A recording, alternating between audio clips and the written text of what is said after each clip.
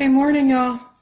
So it's just a little bit past 7:30 this morning, and I'm getting ready to go take a nap because I've been online all morning. The wee hours of the morning with my team in Ireland makes it a lot harder to get through the day. Spend a lot of time in the wee hours with them because they're 7 hours ahead of us working. I take a small nap, get back online with my team in Fairfax, rinse and repeat. So my meal schedule is just all wacky. So this morning I got my iced coffee that I made. After I make this salad dressing, I'm going to put it in the fridge and let it sit until I'm ready to eat a meal later today, probably before I take my second nap. And then I'll work on some other things for the week. So today I'm going to make Thousand Island salad dressing because I'm going to have what's called a crazy house salad. When I was a kid and living in Tampa, there was this place called the Old Meeting House on Howard Avenue. It was probably about a half a mile from where our house was on Howard Avenue, which is now, by the way, an Irish pub, which is so cool, knowing that the house you grew up in is an Irish pub named McDenton's. Yay, McDenton's. So Old Meeting House had this thing called the Crazy House Salad, and it was just this huge salad, and Dad would order it, and then myself and my mom, Rose not so much, Bill not so much, would eat this salad. Like I said, it was huge. It is basically a bowl, a big bowl, filled with iceberg lettuce, and then they put garbanzo beans and corn and carrots and potato salad, and then hard-boiled egg and bacon bits. And then on top of all that, they put a big, huge scoop of cottage cheese, which I adore. And then they cover it with Thousand Island salad dressing. And then they would put a scoop of mayonnaise on top of that. I'm not sure why they did that, but they always did. And then my dad would get a part of it with olives on it because he enjoyed olives. So I'm making that salad today, a dumbed down version of it because I can't possibly eat as much as they used to serve. I'll make a one-person serving, but I will have a bunch of little ingredients to put in it. The same ingredients, the corn, the garbanzo beans, the carrots, the potato salad. I won't put the mayonnaise on top, but I'm making the Thousand Island dressing to go in it. So this is a recipe that I got from them through taste and memory. So it turns out to be almost exactly the same. All right. So one of my tips before was to get an immersion blender. Most people, when they first move into apartments, they don't have space for a lot of equipment. So nowadays you probably have like a NutriBullet to make your smoothies and things because you don't have counter space to put a big Vitamix or a big Ninja blender or a Cuisinart. I know I didn't have space for a Cuisinart when I was young. And I had a blender and that was about it. Everything was chopped by hand. So this immersion blender that I showed you earlier in the week, if you buy the right one, and it comes with a bunch of attachments. One of the attachments is a little food processor, which is perfect for a person that's only cooking for one. And trust me, I've used this to make food for 30 people before. It's just doing it in batches. So the Cuisinart, it sits right on top, it locks, you put all your ingredients in, and it works just like a food processor. Or sorry, the immersion blender. So let's get started. To make this recipe, you're going to need this is to get 4 servings. You're going to need 1 hard-boiled egg. Doesn't have to be cut up because it's going in the food processor, but I'm going to go ahead and quarter it to make it easier for it to process it. All right, so I got my hard-boiled egg in there. I'm going to need mayonnaise. My favorite, and the only mayonnaise that matters, Duke's mayonnaise. We could have an argument about mayonnaise later. I'm going to put in 4 heaping tablespoons of Duke's mayonnaise. That's hence the 4 servings. 2, 3, and 4. Yes, I like mayonnaise. All right, so it goes in the sink. I'm not going to stick that in the next ingredient. The next ingredient, and I'm going to do my thing of moving everything from left to right, so I remember it's in here. Next ingredient is sweet relish. If you wanted to, if you're not a sweet relish person, or if you're trying to make this low carb.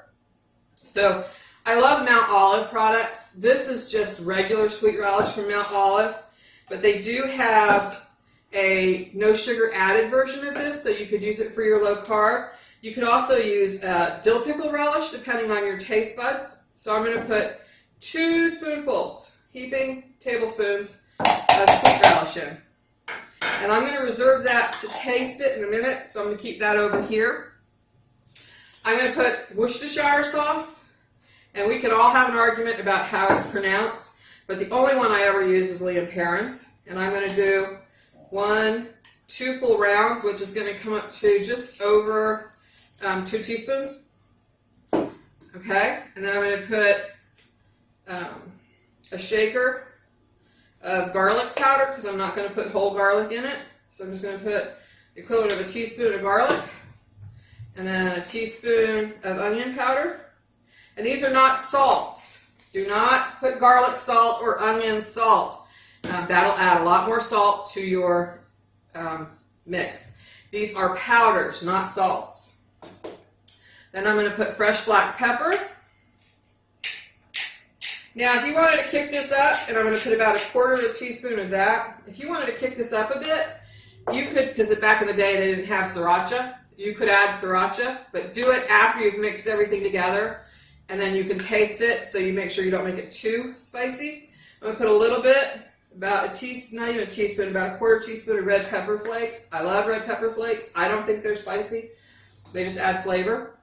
And then the main ingredient in Thousand Island dressing is not ketchup. Sorry, it's not. If you don't have chili sauce, you can use ketchup. If you're trying to make it no carb, use sugar-free. This chili sauce, I'm trying to see the ingredient list. This chili sauce does have sugar in it. So it has, say, 8 carbs in 2 tablespoons. So you will be getting some sugar in here. If you want to use sugar-free ketchup, feel free. I'm trying to think of, it's 1, 2. I'm going to hold this and see if I just need more. I'm trying to think of what you could use to replace chili sauce. You could use no sugar ketchup. I would probably, if you're going to use sweet relish with no sugar added, then add a little bit of dill relish to give it a little spice. Maybe if you have some horseradish powder, or maybe even like an 1/8 of a teaspoon of wasabi. Chili sauce is almost like a seafood or a cocktail sauce, so it's got a little bit of a kick to it, a lot of flavor.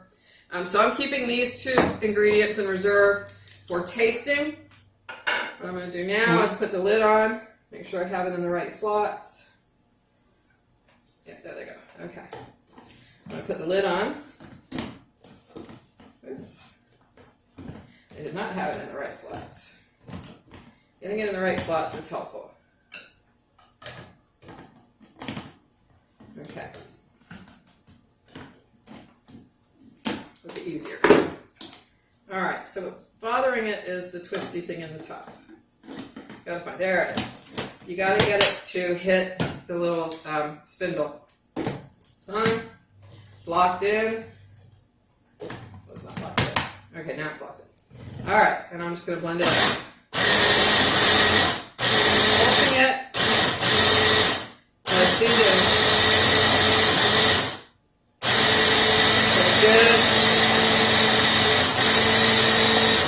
I am not going to try and talk over this machine. It's got a good consistency. It looks like Thousand Island dressing. Let's go ahead and wipe in the sides, because the sides didn't get blended, which is not unusual when it raises and when it spins up. Alright, so I have a tasting spoon. This looks perfect, but I'm going to taste it. Oh, yeah.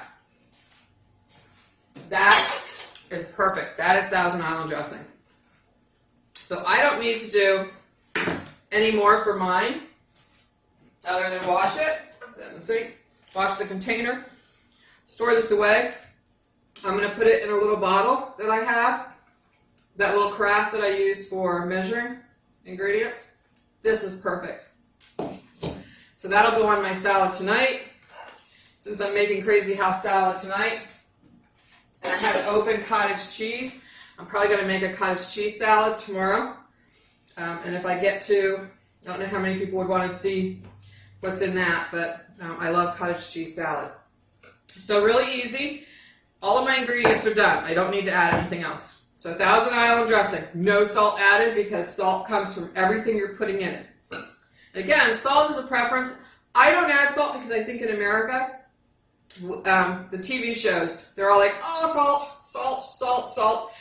I think we have way too much salt, and I think we desensitized our taste buds. When we don't get salt, we miss it. It's a learned thing. It's not a requirement. There is a dietary requirement for salt, but we get more than enough in the ingredients that we put in. This one has 450 milligrams of sodium per serving. This one, I'm trying to see the sodium on here. Sodium is 120 milligrams. I mean, you can go on and on and on. All of these ingredients right here, every single one of the 4 main ingredients have sodium or salt in them. So adding salt to this would just make it too salty. So maybe it's time we retrain our taste buds to not include as much salt. That will also help get rid of some inflammation and water retention that we suffer from in this country. So not a doctor, don't tend to be one, but I do know that when I eat out at a restaurant and they've prepared the food the way they prepare the food, I always end up retaining water for days. When I cook for myself, I don't have that issue. So, Thousand Island dressing, mayonnaise, Worcestershire sauce, chili sauce. If you can find a sugar-free, use it. If not, use sugar-free ketchup and add in a little either wasabi or horseradish sauce to make it a little kicky. Sweet relish. Mount Olive, they sell it at Walmart. I just didn't have the, I didn't need it at that point because I was making something that was for other people. So I bought regular sweet relish, but they do have a sugar-free or no sugar added. I won't say sugar-free, it's no sugar added. Sweet relish. Onion powder, not salt. Crushed red pepper flakes. Garlic powder, not salt. And black pepper. Again, if you wanted to make it a little spicier, I might add another teaspoon of mayonnaise and a few drops, well, for me, a few drops. For me, a few drops of sriracha is about a tablespoon, so I love sriracha. I put it on everything. So, Thousand Island salad dressing, ready to go for my crazy house salad. So, I'm not going to be back online today because, again, I'm getting ready to go take a nap. I'm going to drink my coffee. I'm going to go take a nap. I'm going to get back up later, get back online with my team in Fairfax, work for 6 or 7 hours, take another nap, and get back online with my team in Ireland. So they're working on the same thing, they just work different hours. Tip for today. So when I moved out into the boonies, as some of my friends would say, I'm only 40 miles outside of where I used to live, and I love it. There are so many great small businesses out here. Just amazing amounts of small businesses, and I'm trying my best to support them all. So one of them is Marker Miller's Orchards. It's down the street. My friend Lisa and her husband Chris took me there. It's an amazing apple orchard, and they do all kinds of fruits and vegetables. It's organic. So when I was there, I bought their canned vanilla peaches.